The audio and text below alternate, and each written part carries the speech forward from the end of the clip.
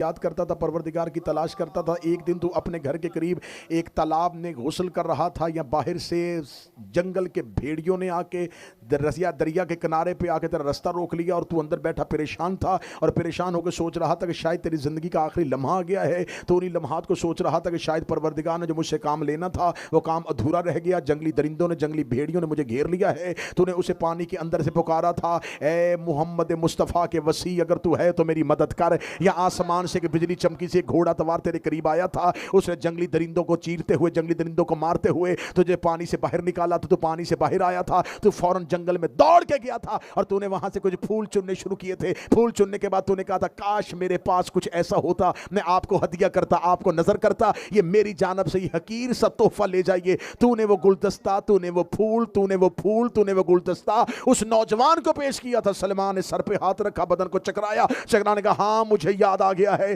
ایک دفعہ میرے ساتھ بچپن میں ایسا ہوا تھا کہ میں نے کسی اجنبی کو پھول پیش کیے تھے، امیر المومنین نے آستینوں کو کھولا، اسی گلدستے کو باہر نکال گا، اب بتا بوڑھا تو ہے یا میں ہوں؟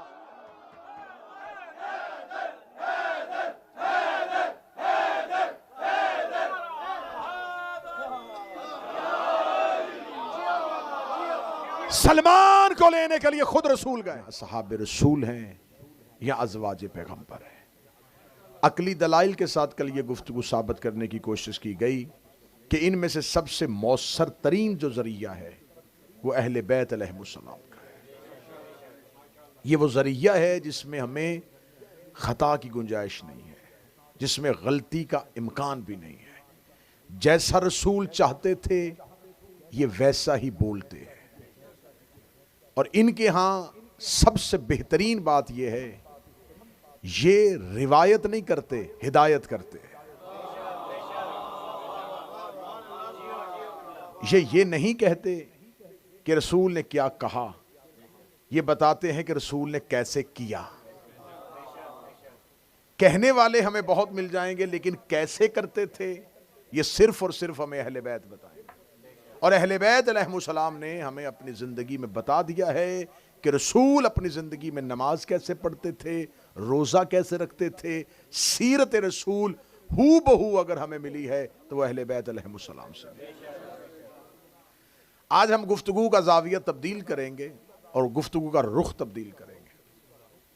جب خداوند متعال نے حضرت ابراہیم علیہ السلام کو نبوت عطا فرمائی، تو حضرت ابراہیم اللہ کا وہ خاص نبی ہے جسے اللہ نے پہلے اپنا عبد بنایا، پھر اپنا نبی بنایا، پھر اپنا رسول بنایا، پھر اپنا خلیل بنایا، اور پھر کہا انی جاعلک للناس اماما، اب ہم تمہیں انسانوں کا امام بنا رہے ہیں۔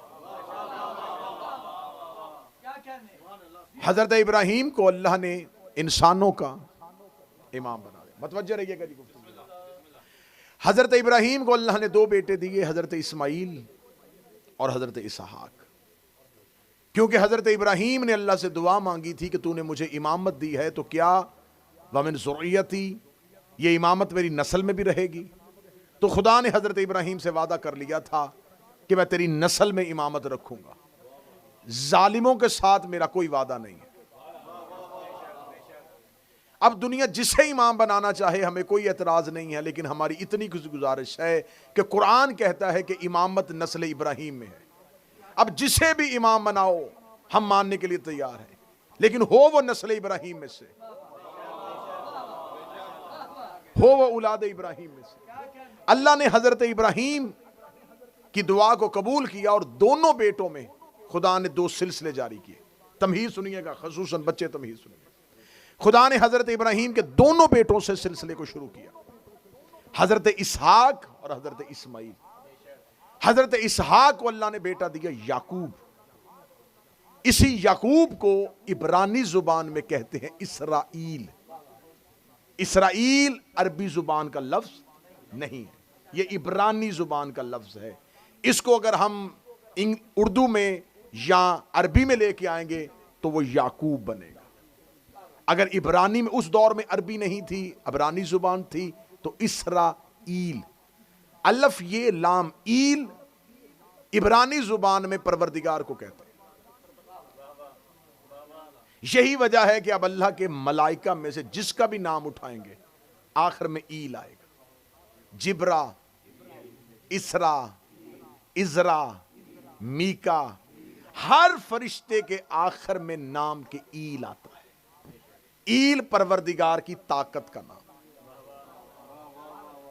کیونکہ یہ تمام ملائکہ اللہ سے جڑے ہوئے ہیں تو اس طاقت جس سے وہ جڑے ہیں اسے ایل کہتے ہیں. پروردگار کی کل طاقت کا نام ایل ہے.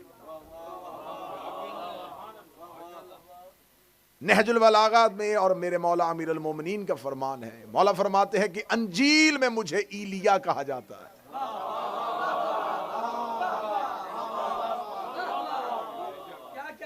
اب گفتگو کیونکہ مجھے ایلیا پہ نہیں کرنی، ایلیا پہ نہیں کرنی، بات ہو رہی ہے حضرت اسحاق کا ایک بیٹا، نام کیا تھا جی ان کا؟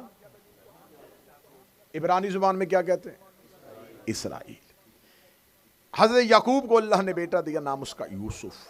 نبیوں کا سلسلہ جناب یعقوب جن کا نام اسرائیل تھا اس کے بعد شروع ہوا، تو اس پورے نبیوں کے سلسلے کو کہتے ہیں بنی اسرائیل.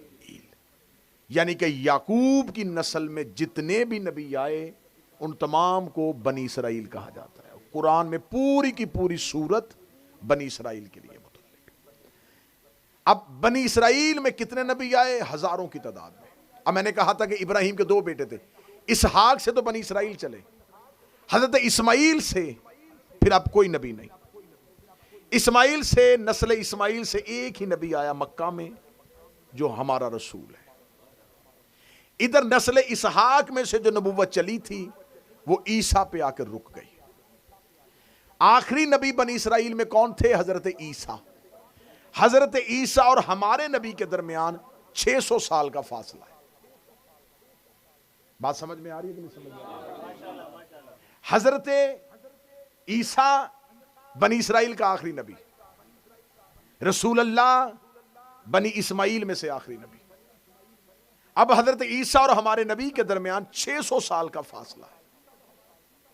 اب یہاں سوال پیدا ہوتا ہے کہ ان 600 سالوں میں اگر کوئی نبی نہیں آیا تو ان 600 سالوں میں جو لوگ مرتے رہے وہ کہاں جائیں گے؟ ان 600 سالوں کے اندر اگر وہ لوگ بغیر ہدایت کے رہے تو قصور ان کا نہیں، قصور اللہ کا ہوگا کہ اس نے ان کے لیے ہدایت کا بندوبست کیوں نہیں کیا. یہ تصور غیر شیعہ کا ہے، شیعہ کا نہیں. ہمارا مکتب قرآن کا مکتب ہے، ہمارا مذہب قرآن کا مذہب ہے. قرآن یہ کہتا ہے کہ خدا نے ہر قوم کے لیے ایک ہادی بھی رکھا تھا، ایک نذیر بھی رکھا تھا، ایک رسول بھی رکھا تھا. ہر قوم میں ایک ہادی بھی تھا، ایک نذیر بھی تھا، ایک رسول بھی تھا. تقریر بڑی اچھی ہونے والی ہے، بالکل آپ نے منبر پہ متوجہ رہنا ہے اور گفتگو کا رخ تبدیل نہیں ہوگا. اب یہاں پر 600 سال میں آتے رہے، ہر قوم کا ہادی بھی آتا رہا، نذیر بھی آتا رہا، نبی بھی آتے رہے. حضرت عیسیٰ اور نبی کے درمیان 600 سال کا جو گیپ ہے، اس میں جو نبی آتے رہے وہ کیا کہتے تھے؟ کیونکہ آخری نبی عیسیٰ آسمان پہ جاتا ہوا جو زمین پہ آخری خبر چھوڑ کے گیا تھا وہ یہ تھا، مبشر رسولا یاتی من بعد اسمہ احمد. میں تمہیں خوشخبری دے کے جا رہا ہوں کہ اب میرے بعد ایک نبی آئے گا جس کا نام احمد ہوگا. اب حضرت عیسیٰ کے بعد جتنے نذیر آتے رہے وہ لوگوں کو ڈراتے رہے کہ اللہ سے ڈرو کیونکہ کوئی آنے والا ہے. کوئی بشیر آتا رہا تو وہ خوشخبری دیتا رہا کہ ظالم بادشاہوں سے ڈرنا نہ، کوئی آنے والا ہے. عیسیٰ سے لے کے مصطفیٰ تک جتنی بھی زمین پر حجتیں آئیں وہ زمین پر آ کر یہی بتاتی رہیں کہ کوئی آ رہا ہے اور وہ آخری نبی ہے، وہ مکہ میں آئے گا. یہ تمام نشانیاں وہ بتاتے رہے. اب یہ عرب میں نذیر بھی تھے، بشیر بھی تھے، ہادی بھی تھے. پوری زمین کا جزیرہ عرب میں نبی نہیں آئے، نبی پوری دنیا میں آتے تھے. اس وقت دنیا میں جو سب سے زیادہ آبادی تھی وہ فارس کے علاقے میں تھی، جسے آج ہم ایران بولتے ہیں. اس جگہ پہ فارس میں ایک شخص رہتا تھا جو زمیندار تھا. جس کا نام تھا خشبوزان. یہ زمیندارہ کرتا تھا, کھیتی باڑی کرتا تھا, فارمنگ کرتا تھا. اس کو اللہ نے ایک بیٹا دیا, اس کا نام تھا روزبا. کیا نام تھا جی؟ روزبا. گفتگو پہ آپ نے مکمل مطلب دیا. خشبوزان کو اللہ نے ایک بیٹا دیا, اس کا نام ہوا روزبا. روزبا جو تھا وہ زمیندار گھر کا بچہ تھا, زمیندار گھر میں رہتا تھا. جس خاندان میں وہ رہتا تھا وہ سارے مجوسی تھے. اس علاقے کے لوگ آگ کی پوجا کرتے تھے. روزبا آگ کی پوجا نہیں کرتا تھا. بچپن سے لے کے وہ پروردگار کی تلاش میں تھا. وہ گھر سے نکلتا, پہاڑوں میں جا کے بیٹھ جاتا, پہاڑوں میں بیٹھ کے کہتا کہ میرا علاقہ, میرے شہر کے لوگ آگ کو پوجتے ہیں, لیکن میرا اندر نہیں مانتا کہ آگ خدا ہو سکتی ہے, آتش پرستی کی جا سکتی ہے, آگ کو اللہ کہا جا سکتا ہے. اس نے اپنے وجدان سے, اپنے اندر سے پروردگار کو ڈھونڈنا شروع کر دیا. اس کی طلب بڑھتی گئی. جیسے جیسے جوان ہوتا گیا طلب اور بڑھتی گئی, خواہشات اور بڑھتی گئی. روزانہ روتا تھا پروردگار کی بارگاہ میں کہ مجھے کس لیے زمین پر اتارا ہے, میرا بھیجنے کا مقصد کیا ہے, مجھے پتہ ہی نہیں چل رہا کہ میں نے جانا کہاں ہے. ایک دن روزبا اپنے گھر میں اپنے کمرے میں بیٹھا تھا, یا اسے چھت سے ایک لٹکتی ہوئی تحریر نظر آئی. اس نے اس تحریر کو نکالا, اس کو کھولا. اس کے اوپر عبرانی زبان میں لکھا ہوا تھا, ھذا عہد من اللہ الی آدم. یہ عہد ہے, یہ وعدہ ہے اللہ کا آدم سے. من صلبہ ہی نبیہ, کہ اس کے صلب سے ایک نبی آئے گا. اسمہ احمد, جس کا نام احمد ہوگا. یا روزبا انت وصی عیسیٰ, اے روزبا رویا نہ کر, تو عیسیٰ کا وصی ہے. اگر آپ نے جو کہانی شروع ہوئی ہے نا, اس میں آپ کا ذہن ادھر ادھر ہو گیا, تو جب میں نتیجے میں پہنچوں گا تو آپ پیچھے نہیں پا سکیں گے. لہذا آپ نے پورا کہانی کے اندر متوجہ رہنا. اے روزبا تو عیسیٰ کا وصی ہے. اب یہ جو روزبا تھا, جو عیسیٰ کے بعد جو میں نے ابھی بتایا تھا کہ نذیر آ رہے تھے, وصی آ رہے تھے, انہی میں سے ایک کا نام روزبا تھا. یہ عیسیٰ کے اوصیاء میں سے تھا, جو حضرت عیسیٰ کے 12 حواری تھے. 12 حواری بچوں نے پڑھتے ہیں نا آپ یہاں پر, جیسس کرائسٹ کے 12 جو 12 کمپینین جو تھے, ان میں سے ان کی جو چلے سلسلے, انہی میں سے ایک کا نام روزبا. روزبا کو پتا چل گیا کہ اللہ نے مجھے کسی ایک کام کے لیے رکھا ہے, میں عیسیٰ جیسے نبی کا وصی ہوں. اب روزبا نے ہجرت کر دی, گھر چھوڑ دیا. گھر چھوڑ کے پروردگار کا رخ کیا کہ میں کہاں جاؤں تاکہ مجھے پتا چلے کہ وہ احمد کہاں رہتا ہے, جو آنے والا ہے وہ احمد کہاں ہے. اتنی دیر میں اس نے دیکھا کہ ایک سفید لباس میں ایک شخص اس کے پاس آیا.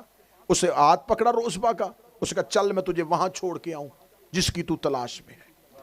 اس کا ہاتھ پکڑ کے اسے ایک دیر پہ لے گیا, ایک چرچ میں لے گیا. وہاں پہ جا کے اس نے اس کو کھڑا کیا. اوپر سے ایک راہب نیچے آیا. اس نے کہا انت روزبا, تو روزبا ہے؟ اس نے کہا ہاں. اس کا اوپر آ. وہ اس کو لے کے اوپر چلا گیا. 2 سال روزبا اس راہب کے پاس آسمانی کتابوں کا مطالعہ کرتا رہا. 2 سال کے بعد جب وہ راہب مرنے لگا تو روزبا نے کہا تو مر رہا ہے, مجھے کس کے آسرے پہ چھوڑ کے جا رہا ہے, اب میں احمد کی طرف کیسے جاؤں گا. اس نے کہا اب مجھے پوری زمین میں کوئی ایسا نظر نہیں آ رہا جو احمد کا انتظار کر رہا ہو, سوائے ایک کے جو اسکندریہ میں رہتا ہے. اس دور کا اسکندریہ آج کا روم ہے. اب تو روم کی طرف چلے جا. روزبا وہاں سے نکلا فارس سے اور پہنچ گیا کہاں؟ روم میں. جب روم میں پہنچا تو روم میں پھر ایک راہب سے اس کی ملاقات ہوئی. وہ اس کو لے کے پھر اپنے دیر پہ چلا گیا. 2 سال مسلسل اسے اپنے پاس رکھا. 2 سال کے بعد جب وہ مرنے لگا, روزبا نے کہا تو جا رہا ہے, میں احمد تک کیسے پہنچوں گا. اس نے کہا اب تجھے کسی اور کے پاس جانے کی ضرورت نہیں, کیونکہ اب وہ احمد زمین پر آنے والا ہے. یہ ایک لوح لے جا جو آسمانی لوح ہے, میری طرف سے اس احمد کو میرا سلام کہنا, اور یہ لوح اس تک پہنچا دے. روزبا وہاں سے نیچے اترا. نیچے اتر کے ایک قافلے کے ساتھ نکل پڑا. اب اس کی تلاش ختم ہونے والی تھی, اس کی جستجو ختم ہونے والی تھی. جس کی تلاش میں اس کی ساری زندگی گزری تھی، وہ اب وقت ختم ہونے کے قریب آ گیا تھا. اب اس کی احمد سے ملاقات ہونے والی تھی. اب وہ احمد کو ملنا چاہتا. کہانی اچھی لگ رہی ہے کہ نہیں اچھی لگ رہی ہے؟ اب وہ احمد سے ملنا چاہتا تھا. اب روزبہ نکلا، قافلے میں ساتھ تھا. جس قافلے میں ساتھ تھا، وہ جو قافلہ رستے میں گیا تو ان کو بھوک لگی. انہوں نے ایک جانور کو قتل کیا، ذبح نہیں کیونکہ شریعت ہی نہیں تھی، ذبح نہیں، قتل کیا اور اس کا گوشت جو ہے وہ نوچنا شروع کیا. روزبہ سے کہا کھا، اس نے کہا نہیں، میں آسمانی کتابوں سے پڑھ آیا ہوں، میں ایسے حرام طریقے سے جانور کا گوشت نہیں کھاتا. انہوں نے پینے کے لیے مشکیزیں اور مشکیزوں میں سے شراب نکالی. روزبہ نے کہا میں نے اس پانی کو اپنے اوپر حرام کیا ہوا ہے. سارے کافرے والوں نے کہا یہ تو کس دین پہ ہے، کس کی بات کر رہا ہے؟ اس سے لڑنا اور جھگڑنا شروع کیا. یا ایک شخص نے اسے اپنا غلام بنا لیا. وہ روزبہ کو اپنا غلام بنا کے لے گیا اور اپنے ملک میں جا کے، اپنے شہر میں جا کے، اپنے علاقے میں جا کے اس نے روزبہ کو فروخت کر دیا، بیچ دیا 200 درہم میں. اب روزبہ جو تھا وہ جس مالک کے گھر میں آیا وہ انتہائی بد عقیدہ تھا، انتہائی بد مذہب تھا. اس کا کوئی بھی مذہب نہیں تھا، وہ کسی بھی مذہب کی عبادت نہیں کرتا تھا. اس نے روزبہ سے کہا کہ تو جس وجہ سے میرے پر غلامی کی خاطر آئے، تو بتا تو کس کی تلاش میں ہے؟ اس نے کہا میں نے آسمانی کتابوں میں پڑھا ہے، میں عیسیٰ کا وصی ہوں، مجھے خبر ہے کہ ایک احمد آنے والا ہے، میں اس محمد اور اس احمد کے انتظار میں ہوں. اس نے روزبہ پر سختی کی اور سختی کرنے کے بعد غلاموں کے بازار میں جا کے روزبہ کو فروخت کر دیا. ایک یہودی عورت جس کا نام تاریخ نے سلیمیہ لکھا ہے، اس نے روزبہ کو خرید لیا، خرید کے لے گئی. خریدنے کے بعد اس نے اس کو اپنے کھجوروں کے باغات میں سے ایک باغ کی نگرانی پر مامور کر دیا کہ تیرے ذمہ کوئی کام نہیں ہے، تو صرف اس کھجوروں کے باغ میں رہ. روزبہ دن رات بڑی محنت کرتا تھا. یہودی عورت بڑی نرم اور رحم دل تھی، اس کو روزبہ پہ بڑا ترس آتا تھا. یہ اپنا کام بڑی محنت سے کرتا ہے، یہ کوئی بددیانتی بھی نہیں کرتا. اس نے روزبہ سے کہا اس کھجوروں کے باغ میں سے میں تم پر مباح قرار دیتی ہوں، تم جتنی چاہے کھجوریں کھا بھی سکتے ہو، کھلا بھی سکتے ہو.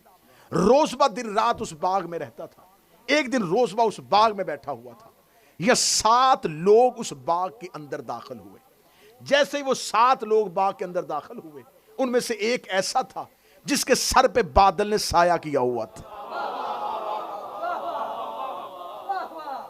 جس کے سر پہ آسمان کے بادل نے سایہ کیا ہوا تھا. چہرہ نور سے بھرا ہوا تھا، دائیں بائیں ایسے تھا جیسے ستاروں کے جھرمٹ میں کوئی چاند آ رہا ہو. جیسے ہی وہ 7 لوگ اس باغ کے اندر داخل ہوئے، کھجور کا وہ درخت جو بالکل سیدھا کھڑا ہوتا ہے، کھجور میں جھکاؤ نہیں ہوتا، کھجوروں کے درختوں نے جھکنا شروع کر دیا، ڈالیوں نے زمین پہ آنا شروع کر دیا. زمین ایسے تھی جیسے اٹھ کے ان کے پاؤں چوم رہی ہے. روزبہ نے اپنی زندگی میں پہلی بار یہ منظر دیکھا. روزبہ نے ان میں سے ایک وجیح، نفیس، حسین، کامل، اکمل چہرے کے قریب گیا، اس کے قدموں پہ ہاتھ رکھ کے کہا کون ہو اور کہاں سے آئے ہو؟ اس نے کہا یہ ہمارا سردار ہے جس کے ہم ماننے والے ہیں. اس نے کہا تم کون ہو؟ اس کا میرا نام ابو ذر غفاری ہے، میں ابو ذر غفاری ہوں.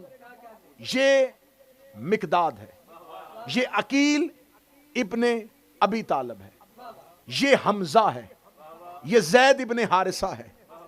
6 لوگوں کا تعارف ہونے کے بعد روزبہ نے کہا وہ کون ہے؟ فرمایا ھذا محمد،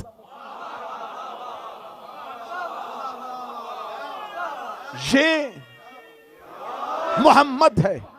محمد کا نام آنا تھا. وہ مدت کی تڑپ، وہ طلب، وہ خواہش آنکھوں میں یوں سرخی بن کے چمکی، قدموں میں گر کے کہنے لگا آقا اتنی مدت کے بعد ملاقات ہوئی، کئی 100 سال گزر گئے صحراؤں اور جنگلوں میں، دیر اور راہبوں کے ہاں گرجوں میں آپ کو ڈھونڈتے ہوئے، ملاقات میں اتنی دیر کیوں کر دی؟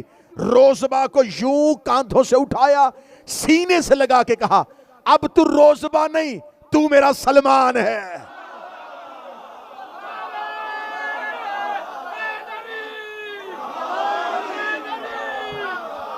اب تو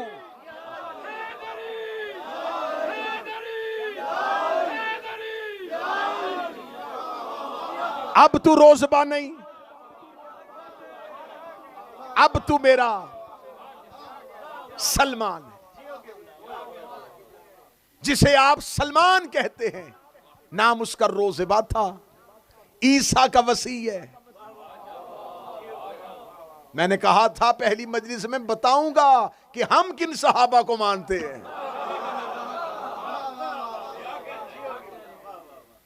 نام تیرا سلمان، آج سے ہم تمہیں سلمان کہتے ہیں، سلمان جسے محمد نے قبول کر لیا۔ جناب سلمان سے ایک دفعہ مدینے میں ایک بندے نے پوچھا تھا کہ سلمان آج تک تو نے یہ نہیں بتایا کہ تیرے باپ کا نام کیا تھا؟ سلمان تیرے باپ کا نام کیا تھا؟ جملہ سننا جو علی کے شیعہ بیٹھے ہو۔ سلمان نے یوں سر اٹھا کے کہا میرے باپ کا نام سنا؟ سن، انا ابن الاسلام و عبدہ الایمان، میں اسلام کا بیٹا ہوں اور ایمان کا عبد ہوں۔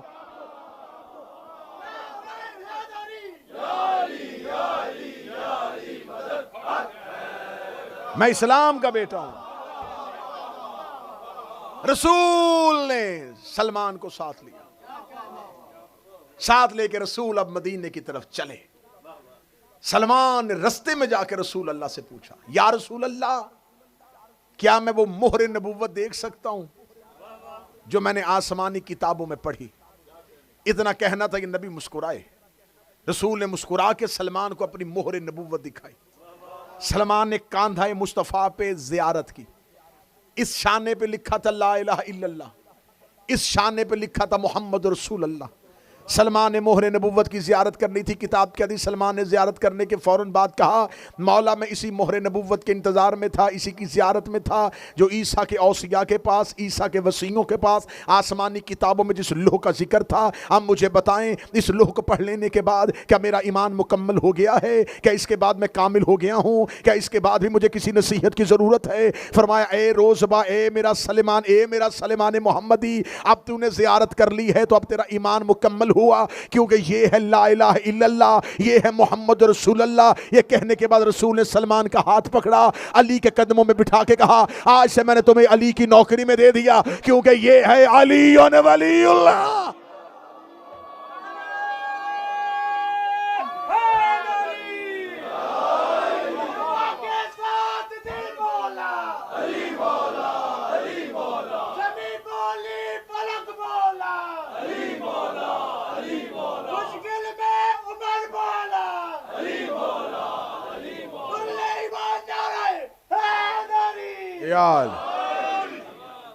موضوع پسند ہے یا نہیں؟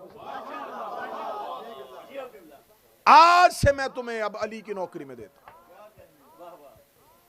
کلمہ تو نے میرا پڑھ لیا، سفر تیرا مکمل ہو گیا۔ آسمانی کتابوں میں صرف احمد کا نام پڑھا تھا یا ساتھ کوئی اور نام بھی پڑھا تھا؟ اس نے کہا میں نے احمد کے ساتھ پڑھا تھا، اس احمد کا ایک وصی ہوگا۔ فرمایا یہ وہی علی ہے۔ جناب سلمان کی عمر مبارک اس لمحے 200 سال تھی۔ 200 سال کے سلمان نے دیکھے کہا یا رسول اللہ، آپ کی رسالت کا قائل تو ہو گیا، لیکن میں ضعیف ہوں، یہ ابھی نوجوان ہے۔ جب کہنا میں ضعیف ہوں، یہ نوجوان ہے، امیر المومنین مسکرائے اور مسکرا کے کہنے لگے چل سلمان میں تجھے کچھ بتاتا ہوں۔ ہائے ہائے ہائے ہائے سلمان، تو یاد ہے کہ جب تم نے اپنی تلاش شروع کی تھی، جب تم نے اپنا سفر شروع کیا تھا تو اپنے گھر سے نکلتا تھا تو روز صحراؤں میں جاتا تھا، پہاڑوں میں جاتا تھا، پروردگار کی یاد کرتا تھا، پروردگار کی تلاش کرتا تھا۔ ایک دن تو اپنے گھر کے قریب ایک تالاب میں غسل کر رہا تھا، یا باہر سے جنگل کے بھیڑیوں نے آ کے دریا کے کنارے پہ آ کے تیرا رستہ روک لیا اور تو اندر بیٹھا پریشان تھا، اور پریشان ہو کے سوچ رہا تھا کہ شاید تیری زندگی کا آخری لمحہ آ گیا ہے۔ تو انہی لمحات کو سوچ رہا تھا کہ شاید پروردگار نے جو مجھ سے کام لینا تھا وہ کام ادھورا رہ گیا، جنگلی درندوں نے، جنگلی بھیڑیوں نے مجھے گھیر لیا ہے۔ تو نے اسے پانی کے اندر سے پکارا تھا اے محمد مصطفیٰ کے وسیع، اگر تو ہے تو میری مدد کر۔ یا آسمان سے کہ بجلی چمکی سے گھوڑا توار تیرے قریب آیا تھا، اس نے جنگلی درندوں کو چیرتے ہوئے، جنگلی درندوں کو مارتے ہوئے تجھے پانی سے باہر نکالا، تو پانی سے باہر آیا تھا، تو فوراً جنگل میں دوڑ کے گیا تھا اور تو نے وہاں سے کچھ پھول چننے شروع کیے تھے۔ پھول چننے کے بعد تو نے کہا تھا کاش میرے پاس کچھ ایسا ہوتا، میں آپ کو ہدیہ کرتا، آپ کو نظر کرتا، یہ میری جانب سے یہ حقیر سا تحفہ لے جائیے۔ تو نے وہ گلدستہ، تو نے وہ پھول، تو نے وہ پھول، تو نے وہ گلدستہ اس نوجوان کو پیش کیا تھا۔ سلمان نے سر پہ ہاتھ رکھا، بدن کو چکرایا، چکرانے کہا ہاں مجھے یاد آ گیا ہے، ایک دفعہ میرے ساتھ بچپن میں ایسا ہوا تھا کہ میں نے کسی اجنبی کو پھول پیش کیے تھے، امیر المومنین نے آستینوں کو کھولا، اسی گلدستے کو باہر نکال کر اب بتا بوڑھا تو ہے یا میں ہوں؟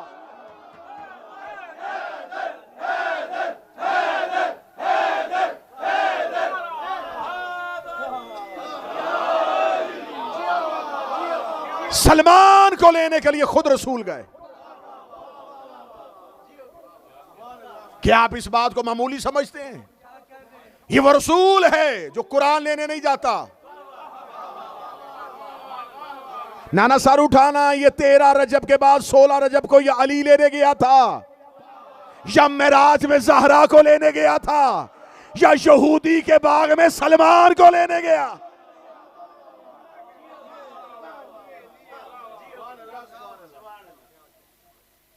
جناب سلمان، جس کے بارے میں رسالت مآب کا فرمان ہے کہ ایمان کے 10 درجے ہیں، رسول نے فرمایا ایمان کے 10 درجے ہیں۔ ایک جگہ پہ روک دے میرا بیٹا، ایمان کے 10 درجے ہیں، درجے سمجھ رہے ہیں حسین؟ سٹیپ 10 درجے ہیں۔ مولا فرماتے صرف رسول کہتے صرف ایمان کے 10 درجے، اور 10ویں درجے پہ سلمان ہے۔ ابو ذر 9ویں درجے پہ، مقداد 8ویں درجے پہ۔ یہ حدیث اہل سنت کی کتابوں میں بھی ہے رسول کی۔ رسول فرماتے ایمان کے 10 درجے ہیں اور سلمان 10ویں درجے پہ۔ جب رسول نے کہہ دیا نا کہ ایمان کے 10 درجے ہیں تو اب 10 ہی ہیں، 11 ہو ہی نہیں سکتے۔ جب رسول نے کہہ دیا 10 ہیں تو جس نے کہا ہے نا کہ اللہ ایک ہے، اس نے کہا ہے کہ ایمان کے 10 درجے ہیں تو اب 10 ہی ہوں گے نا، تو 10ویں درجے پہ سلمان ہے۔ سوال ہے میرے سمجھ میں سے، علی کس درجے پہ ہے؟ 11واں درجہ ہی نہیں۔ اور اگر کہو علی بھی 10ویں درجے پہ ہے، پھر علی اور سلمان کا ایمان برابر ہو گیا، پھر آقا مولا اور عبد اور غلام کا تصور کیسا؟ اگر ایمان کے ہیں ہی 10 درجے تو پھر علی کس درجے پہ ہے؟ اگر سلمان ہی آخری درجے پہ بیٹھا ہے تو علی کس درجے پہ ہے؟ دنیا کی سمجھ میں نہ آتا، رسول نے خندق میں کہہ دیا علی کل ایمان ہے۔ علی ایمان کے درجے کا نام نہیں، علی ایمان کا نام ہے۔ اب رسول نے کہا سلمان ایمان کے 10ویں درجے پہ ہے، خندق میں رسول نے کہا علی ایمان ہے، تو اب ماننا سلمان ایمان کے 10ویں درجے پہ نہیں، علی کے 10ویں درجے پہ ہے۔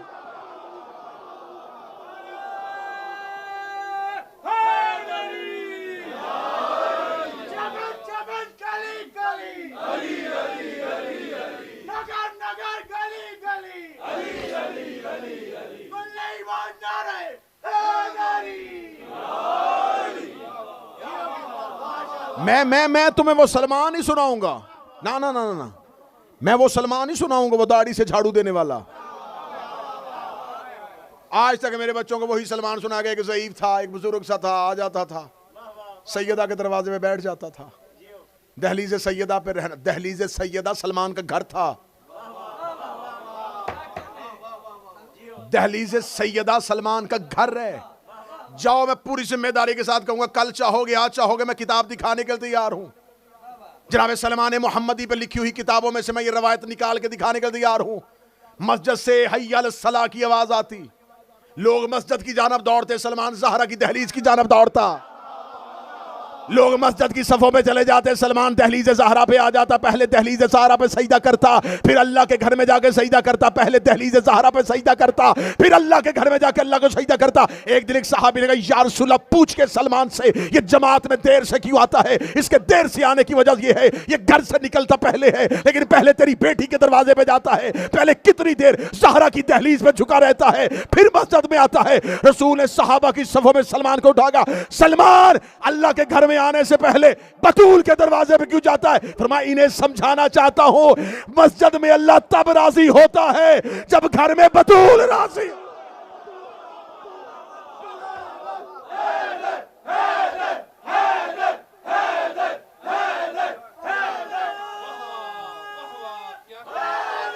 یا علی، مسجد میں اللہ تب راضی ہوگا جب گھر میں پہلے بطول راضی ہوگی۔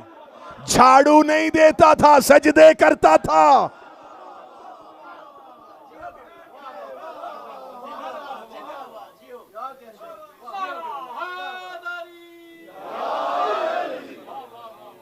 کسی کتاب میں جھاڑو کا لفظ نہیں ہے،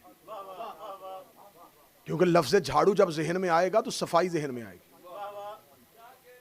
صفائی ذہن میں آئے گی تو پلیتی ذہن میں آئے گی. کہیں کوئی غلاظت تھی تو صفائی ہوئی، جو ہے ہی تطہیر کا دہلیز. ایک دن جناب سلمان گھر سے نکلے، جناب سلمان گھر سے نکل کے مسجد کی جانب جا رہے تھے تو مسجد کی جانب چلتے ہوئے سلمان دہلیز زہرا پہ رکا. ادھر آ جا اٹھ کے صلوات پڑھے. محمد میرا سارا دھیان تیری طرف چلے جاتا ہے کہ پتہ نہیں اب تو پھر بند کرنے لگا. جناب سلمان گھر سے نکل کے مسجد کی جانب جا رہے تھے، دہلیز زہرا پہ رکے. دہلیز زہرا پہ رکے تو سلمان نے دیکھا کہ مسجد میں اذان کی آواز ہے اور گھر کے اندر سے زہرا کی چکی چلانے کی آواز آ رہی ہے.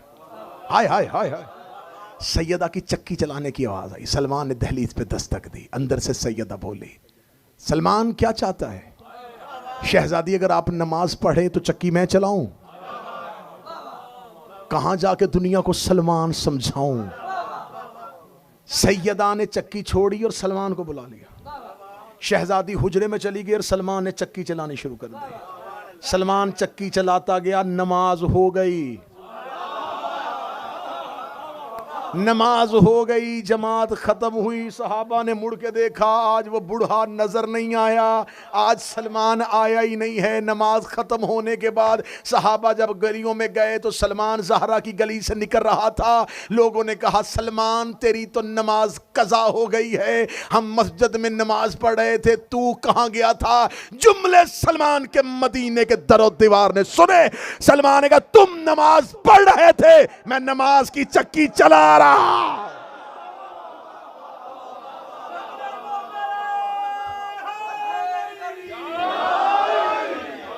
تم نماز پڑھ رہے تھے.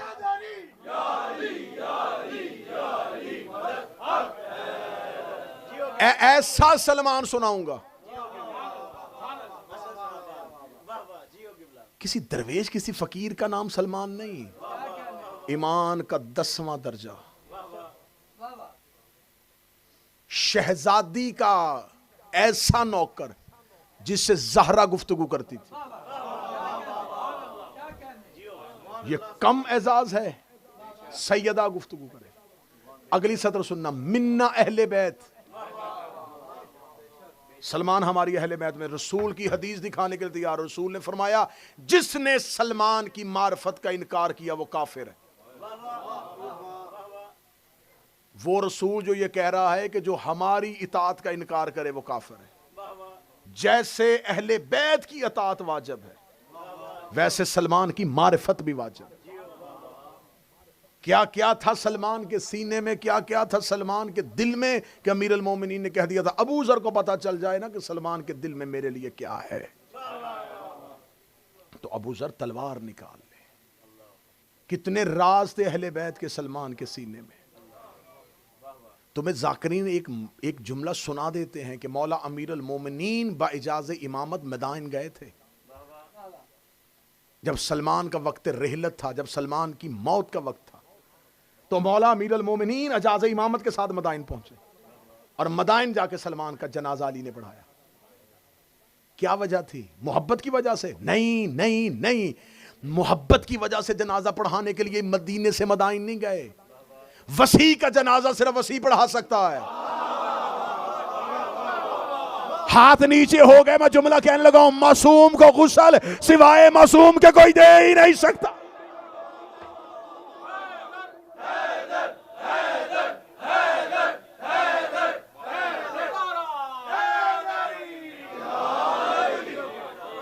کائنات میں سلمان ہے جسے ملک الموت نے آ کے سلام کیا ہے. وہ ملک الموت جس نے نبیوں کو بیٹھنے کی مہلت نہیں دی. سلمان کی حجرے میں آیا تھا، مدائن میں بستر پہ سلمان تھا. ملک الموت نے سلام کیا. سلمان نے چادر کو ہٹایا، چادر کو اٹھا کے کہا اسرائیل. جی مالک. کیوں آیا ہے؟ روح قبض کرنے کے لیے. فرمایا دروازے پہ رک. میں کتاب سے پڑھو، انتظار کر. کیوں؟ فرمایا ابھی میرے امام کے آنے میں دیر ہے. امیر المومنین اجازت امامت کے ساتھ پہنچے، سلمان کا غلام دروازے پہ کھڑا تھا. علی کی آوازیں کہاں ہیں؟ سلمان مالک اندر. یہ کون ہے؟ فرمایا صبح سے کوئی شخص آ رہا ہے سلمان سے ملنے کے لیے. اسرائیل نے سر کو جھکایا. علی نے فرمایا سلمان نے تمہیں کیوں باہر کھڑا کیا ہے؟ مولا وہ جانے کے لیے تیار نہیں ہے. کتاب کے لفظ ہیں کہ علی گئے، سلمان بستر سے اٹھا، دونوں ہاتھ پیشانی پہ رکھے، امیر المومنین سے راز کی باتیں کی. علی فرمایا اد الی موتک، سلمان چل اب موت کو قبول کر. اد الی موتک، سلمان موت کو قبول کر، قبول کر، قبول کر. جن کی روح ملک الموت قبض کرے وہ اور ہوتے ہیں، جو موت کو اذن دے وہ سلمان ہوتا.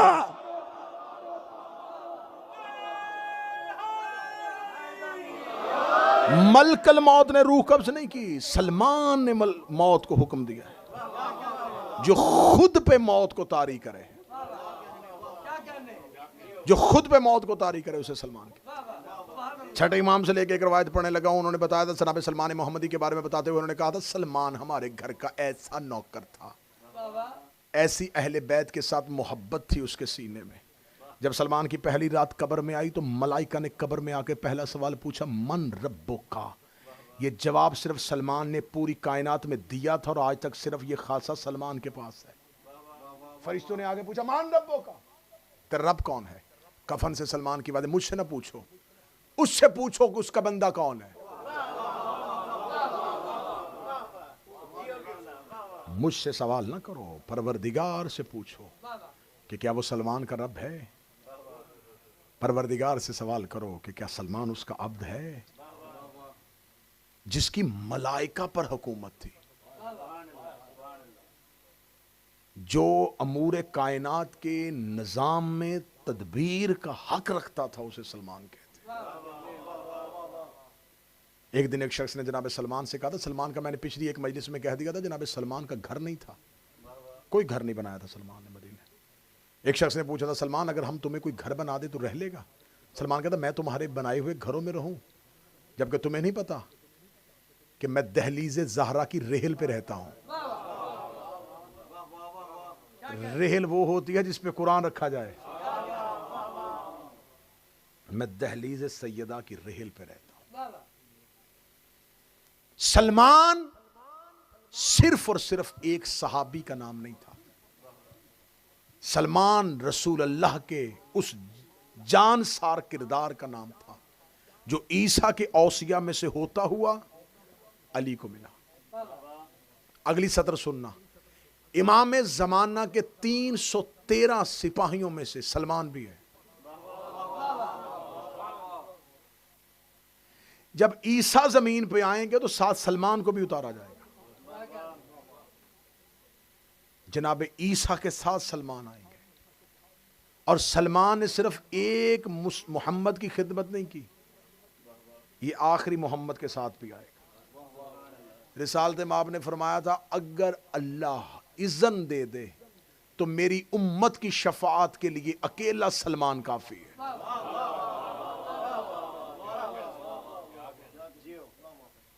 بخش ہونے کے لیے نہیں، بخشوانے کے لیے. سلمان صرف اور صرف یہ نہیں ہے کہ سلمان خود بخشا جائے گا، اگر میری امت کے لیے ہی سلمان سفارش کر دے تو اللہ میری پوری امت کو بخش دے گا صرف اکیلے سلمان کی وجہ سے. سلمان سے پوچھا گیا سلمان تیرا باپ؟ فرمایا میں اسلام کا بیٹا ہوں، انا عبدہ الایمان. جائیں اہل سنت کتابوں میں اس بات کی گواہ ہیں کہ جنگ خندق جو ہوئی تھی، یہ جنگ مشہور کیوں ہوئی تھی؟ خندق کی وجہ سے، نام ہی خندق ہے. خندق اسے کہتے ہیں ایک گڑھا جو کھودا جائے. اس جنگ میں جو خندق کھودی گئی تھی یہ رسول نے کس کے مشورے سے کھودی تھی؟ سلمان نے. جناب سلمان نے مشورہ دیا تھا. آؤ قرآن کیا کہتا ہے؟ خدا قرآن میں کہتا ہے اے میرا محمد کسی گنہگار سے مشورہ نہ لیا کرو. آیت ہے قرآن. قرآن کہتا ہے میرا حبیب کسی گناہگار سے مشورہ نہ لیا کرو. اب میں لفظ کہہ دوں اگر عقیدہ بالکل مضبوط رہے, معصوم کو مشورہ صرف معصوم دیتا ہے.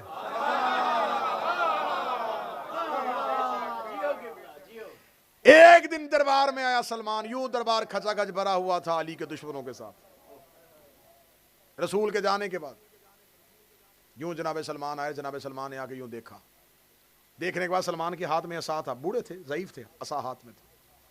سامنے بیٹھے ہوئے ایک شخص نے کہا, اے سلمان تو نبی کا بہت بوڑھا صحابی ہے, اگر تو بھی بیعت کر لیتا تمہیں ضرور کسی نہ کسی اعلیٰ ملک کی گورنری دے دی جاتی.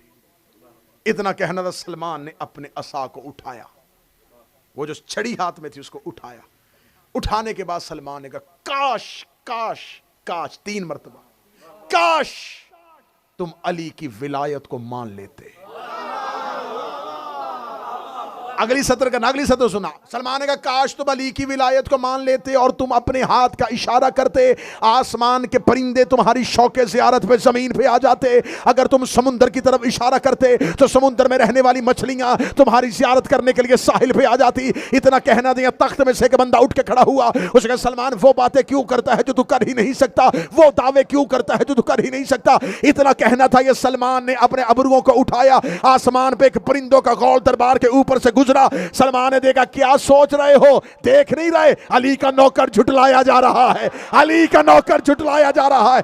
اتنا کہنا تھا, یہ پرندے دربار کے اندر اترنے شروع ہوئے اور ہر پرندہ اپنی زبان میں کہہ رہا تھا, لبیک یا سلمان, لبیک یا سلمان, لبیک یا سلمان.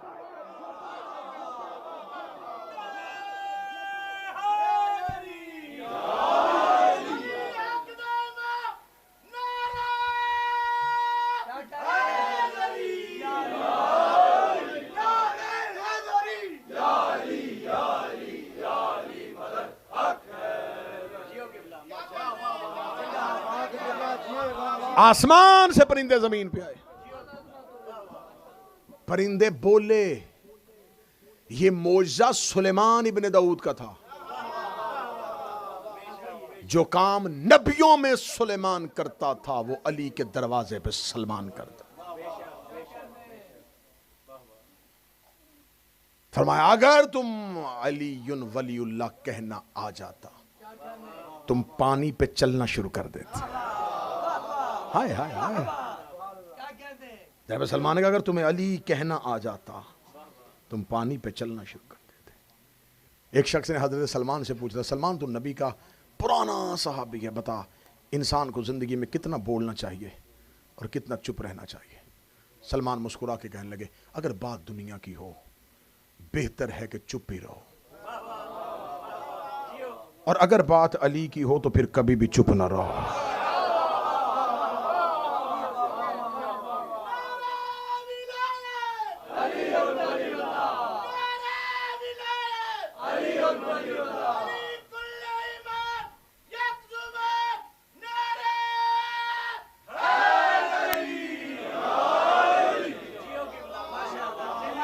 شیراز کا رہنے والا, فارس کا رہنے والا, عیسیٰ کا وسیع,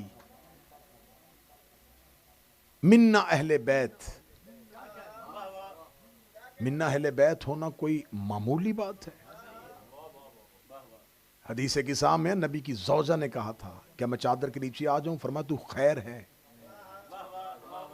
اہل بیت نے زوجہ کو روکا گیا اور سلمان کے بارے میں خود کہا گیا منا اہل بیت. سلمان کے بارے میں جب امام سے پوچھا گیا تھا کہ مولا یہ سلمان جو ہے اس کے بارے میں رسول نے کہا تھا یہ ہماری اہل بیت میں سے ہے, سلمان اہل بیت میں سے کیسے؟ فرمایا, جب اللہ نے علیین میں سے ہماری تینت کے ساتھ نبیوں کو خلق کیا تھا. معصوم کا فرمان پڑھ رہا ہوں میں. یہ باتیں اس لیے کر رہا ہوں شاید یہ باتیں ممبر ان سے آشنا نہ ہو اور یہ پہلی بار ہوں اور آپ کی سماعتوں سے ٹکرائیں. فرمایا منا اہل بیت اس لیے کہا کہ جب اللہ نے ہماری تینت سے, ہمارے نور سے انبیاء کو خلق کیا تھا, اس کے بعد بچی ہوئی جو تینت تھی اس کے ساتھ ہمارے شیعوں کو خلق کیا تھا. لیکن نبی اور شیعہ دونوں کی بچی ہوئی تینت سے سلمان خلق ہوا ہے. سلمان کی خلقت میں انبیاء والی طینت بھی ہے، شیعوں والی طینت بھی ہے، یہ نبیوں والی خلقت میں بھی ہے اور محبین والی خلقت میں بھی ہے۔ اس لیے اس کے بارے میں منا اہل بیت ہے، سلمان ہماری اہل بیت میں سے ہے۔ میں کہہ رہا ہوں جناب سلمان کی زندگی پہ پوری ایک کتاب آ گئی ہے، ایرانیوں نے لکھی ہے جناب سلمان کی زندگی پہ، فخر فارس ہے سلمان۔ پوری زندگی سلمان کی یوں ہٹا دی جائے، ایک اعزاز ہی سلمان کا کافی ہے، یہ سیدہ کے جنازے میں شریک تھا۔ میں نے اس عشرہ محرم میں ان 7 لوگوں پہ بات کرنی ہے جو زہرا کے جنازے پہ شریک تھے۔ میں نے ان 7 صحابہ کی زندگی کا انتخاب کیا ہے جو سیدہ کے جنازے میں شریک تھے۔ کچھ تھا سلمان میں نے اتنے راز کھولے آپ کے سامنے، سلمان میں کوئی کمال تھا تو بطول نے کہا تھا یا علی میرے جنازے کا اعلان نہ کروانا۔ جو اعلان مدینے میں نہیں ہوا وہ خبر اگر سلمان کو ملی ہے تو زہرا کو سلمان سے کیا محبت تھی۔ یہ دنیاوی رشتوں کے ساتھ نہیں پکارتے، محبت کا رشتہ۔ سلمان زہرا کی مظلومیت کا گواہ ہے۔ یہ رسول کی بیٹی کے ساتھ دربار میں گیا تھا، یہ زہرا کے جنازے میں شریک ہوا ہے، اسے حسنین نانا کہہ کے بلاتے تھے۔ مسجد نبوی میں ایک گود میں حسن کو بٹھا لیتے، ایک گود میں حسین کو بٹھا لیتے، کافی دیر سلمان محمدی روتے رہتے۔ ایک دن رسول نے پوچھا سلمان میرے بیٹوں کو گود میں بٹھا کے روتا کیوں ہے؟ فرمایا یا رسول اللہ آپ نے کہا تھا یہ دونوں میری امت کے امیر ہیں اور میری امت کے مظلوم ہیں۔ مولا جب ان کی مظلومیت یاد آتی ہے تو سلمان کی آنکھیں برس آتی ہیں۔ ہم آج بھی ماننے کے لیے تیار ہیں، لیکن کوئی سلمان جیسا صحابی ہو، کوئی ابو ذر جیسا صحابی ہو، کوئی مقداد جیسا صحابی ہو، دکھ ہمیں یہی رلا گیا، نوکروں کے دربار میں 4 گھنٹے کھڑی رہے۔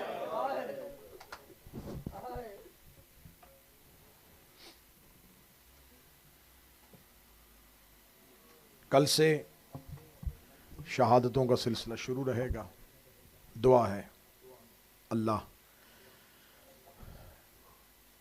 اس عشرہ محرم کا انتظام کرنے والی آگا آرگنائزیشن کی توفیقات میں اضافہ فرمائے۔ حسن بھائی کا بھانجا جو پچھلے دنوں مالک کی بارگاہ میں چلا گیا، مولا درجات میں اضافہ فرمائے۔ آگا آرگنائزیشن کی طرف سے آپ سے ایک اپیل بھی ہے، جیسے موسم میں شدت آ رہی ہے، یقیناً آپ مرد ہیں تو برداشت کر لیتے ہیں، لیکن ہماری مائیں بہنیں بیٹیاں جو پردے میں بیٹھی ہوتی ہیں، ان کے ساتھ چھوٹے بچے بھی ہوتے ہیں، تو اسی سخت گرمی کی وجہ سے یہاں پر اے سی کا انتظام کرنا چاہتے ہیں۔ تو آپ میں سے کوئی 1 مومن 2 مومن جو اپنے مرحومین کے بلندی درجات کے لیے یا سیدہ کی خوشنودی کے لیے یہ انتظام کرنا چاہے تو وہ ضرور اظہر سبتین بھائی سے ملے، محمود گیلانی صاحب سے ملے۔ سیدہ آپ کی توفیقات میں اضافہ فرمائے۔ مومنین کے لیے جتنا پرسکون انتظام ہو سکے اتنا کر لینا چاہیے، لیکن ہم جتنے بھی سکون میں بیٹھ کے حسین کا ذکر سنیں گے، لیکن ایک درد ذہن میں رکھنا، سکینہ پیاسی گئی ہے۔ یہ راتیں بڑی گریے کی راتیں ہیں، کوشش کیا کرو یہ دن سوگ میں گزارو، رات سوگ میں گزارو، کیونکہ آپ کی سوچوں سے تیز گزر رہا ہے ایام ازاں۔ تھوڑے دنوں کے بعد آپ کہیں گے پتہ ہی نہیں چلا کب چاند ہوا تھا اور کب عاشور آ گیا۔ اگلے سال ہم میں سے کوئی رہے گا وہ حسین کا ماتم کرے گا۔ زندگی باقی، حسین کا غم باقی. ہم نہ ہوں گے تو کوئی اور ہوگا، وہ نہ ہوگا تو کوئی اور ہوگا. حسین کا گریہ جاری رہے گا، حسین پہ رونا جاری رہے گا. کچھ بھی نہیں تھا تو کائنات روتی تھی، آسمان نے حسین کا ماتم کیا ہے. آج مجھے ان شہزادوں کا غم پڑنا ہے جو میری لاہور والی شہزادی کے بیٹے تھے. سادات و غیر سادات کل پڑھا میں نے حسین کے سفیر کا درد، آج پڑھنا ہے مجھے مسلم کی جوڑی کا درد. اس شہزادوں کے بارے میں روایت ہے. ایک روایت یہ ہے کہ یہ باپ کے ساتھ ہی چلے گئے، باپ کے ساتھ جب جناب مسلم شہید ہوئے یہ قید ہو گئے. لیکن 61 ہجری کے ذی الحج میں ان کی شہادت نہیں، 1 سال کے بعد ان کی شہادت ہوئی. جب ماں قید ہوئی بیٹے زندان میں تھے. جب حسین مارے گئے شہزادے قید میں تھے. سادات و غیر سادات جب بنی ہاشم کا، یہ آل محمد کا، یہ اہل بیت کا لٹا ہوا قافلہ کربلا کے بعد کوفہ کے صدر دروازے پہ آیا ہے. کوفہ کے صدر دروازے پہ پہنچنا تھا. یہاں علی کی بیٹیاں بن چادر کے بدے ہوئے ہاتھوں کے ساتھ اونٹوں پہ بیٹھی ہوئی تھیں. یہاں کئی آواز آئی، السلام علیکہ یا بنت رسول اللہ، رسول کی بیٹی تجھ پر میرا سلام ہو. شہزادی نے ننگے سر بدے ہاتھوں کے ساتھ کسی کا سلام سنا. بی بی دیکھ کر سجاد مدت ہو گئی ہے مجھے یوں کسی نے سلام نہیں کیا. سجاد مجھے یہ سلام کرنے والا کون ہے؟ سید الساجدین کی آواز آئی، اما سر نہ اٹھانا. سامنے کوفے کے صدر دروازے پر مسلم کا سر لٹکا ہوا ہے. مسلم بن عقیل کا سر سامنے کوفہ کے صدر دروازے پہ باب کناسہ پہ لٹکا ہوا تھا. علی کی بیٹی نے مسلم کے سر کو دیکھا. بی بی رو کر سجاد دعا کر تیری پھپھی کو موت آ جائے. مسلم کا سر سامنے ہے اور میرے سر پہ ردا کوئی نہیں ہے. علی کی بیٹی کا اونٹ رک گیا لیکن رقیہ اپنے اونٹ سے گر گئی. مسلم کی زوجہ اپنے اونٹ سے گری، مسلم کے سر کے نیچے گئی. رو کے کہنے لگی میں نہیں بتاتی کہ میرے ساتھ کیا ہوا، میں نہیں بتاتی میری ردا کیسے اتری، میں نہیں پوچھوں گی مارا کیسے گیا. مجھے صرف اتنا بتا تیرے ساتھ میرے 2 بیٹے آئے تھے، میرے محمد کی کوئی خبر ہو، میرے ابراہیم کا کوئی پتہ.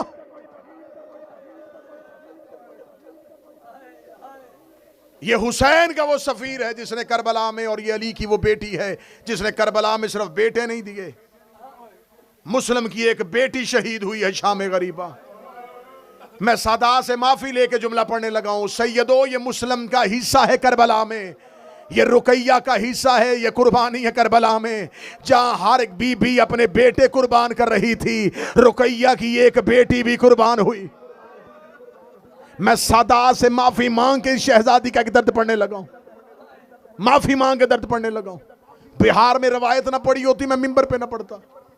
میں سمجھتا تھا یہ قول مشہور ہے، لیکن جب میں نے اس کی ریسرچ کی اور جب میں نے مقتل سے، جب میں نے کتابوں سے شہزادی کی شہادت پڑھی تو بابا تب پتا چلا کہ ابھی تو اس بی بی کا کوئی درد پڑھا ہی نہیں گیا.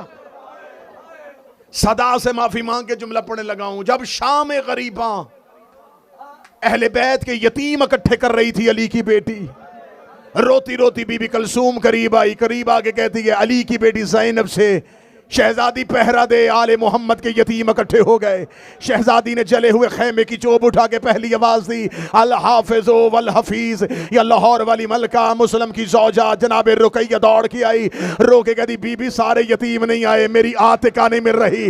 جب کہا میری عاتقہ نہیں مل رہی، جناب زینب نے رقیہ کا ہاتھ پکڑا. بی بی کربلا میں کٹی ہوئی لاشوں کے درمیان سے گزری. لاشائے حسین بھی آ کے کہتی ہے حسین مسلم کی بیٹی نہیں مل رہی. آواز آئی میری لاش کے قریب سے گزر گئی تھی. روتی ہوئی بی بی فرات کے کنارے گئی، جا کے دی عباس تیری بھانجی نہیں مل رہی، مسلم کی بیٹی نہیں مل رہی. کٹے ہوئے بازگوں سے آواز آئی دے دیتی اجازت، نہ پہرے دیتی نہ یتیموں کو ڈھونڈتی. یا بی بی کلثوم کی آواز آئی علیہ علیہ یا زینبو، اے زینب میرے قریب آ. علی کی بیٹی قریب آئی، آواز آئی ذرا آگ روشن کر. بی بی نے آگ کو روشن کیا. شہزادی کی لاش میں نظر پڑی، سینے پہ گھوڑوں کے سموں کے نشان تھے، سینے پہ گھوڑوں کے سموں کے نشان تھے. جب شام غریبہ اپنے کانوں پہ ہاتھ رکھ کے دوڑ رہی تھی، اس شہزادی کے کاندھے پہ ایک بغیرت نے نیزہ مارا. یہ بی بی ایسے گری ہے جیسے گھوڑے سے اکبر.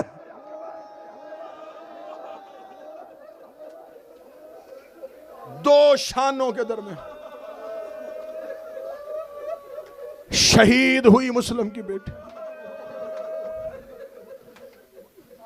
پہلی لاش ہے جو ماں نے دفنائی. نہ میں سمجھا سکوں تو تم ذہن بنا کے رو لینا. جیسے حسین نے اصغر دفنایا تھا، رقیہ نے بیٹی دفنا دی.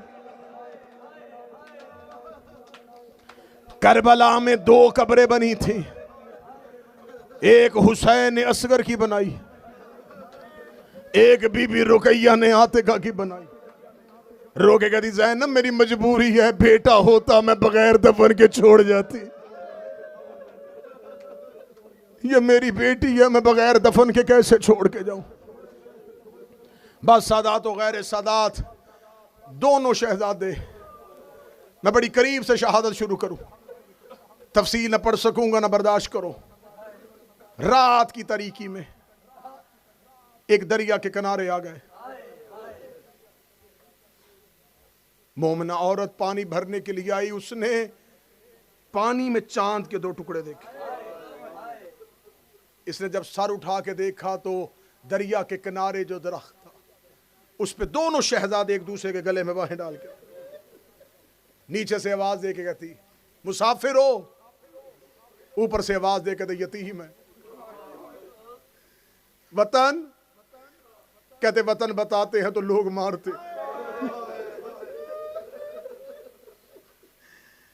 کون ہو؟ آواز دے کے کہتے ہیں خاندان بتاتے ہیں تو قید کر لیتے. دے کہتی نہ ڈرو، وطن بھی نہیں بتا رہے، خاندان بھی نہیں بتا رہے، سید تو نہیں ہو؟ بڑے شہزادے کی آواز آئی تو مدینے والے سیدوں کو جانتی ہے؟ کہتی ان سے محبت کرتی ہوں، میری مالکن بھی ان سے محبت کرتی ہے. کہتے مسلم کا نام سنا ہے؟ کہتی زندگی قربان کر دو. حسین کا سفیر، کاش میرا کوئی جوان ہوتا میں مسلم پہ قربان کر دیتی. پردیس میں ظلم کے ہاتھوں مارا گیا مسلم. زمین پہ اترے، ساتھ لے کے گئی، وہاں لے کے گئی جہاں مالکن تھی. مالکن دیکھ اللہ نے کرم کر دیا، زہرا کے جگر کے ٹکڑے مسلم کے بیٹے تیرے گھر میں مہمان بنے. بڑی خوش ہوئی، شہزادوں کے لیے مسرت لگائی. مسرت لگا کے سامنے بیٹھ گئی. بیٹھ کے کہنے لگی دور بڑا خطرناک ہے، زمانہ دشمن ہے، اس طرح خدمت تو نہیں کر سکوں گی لیکن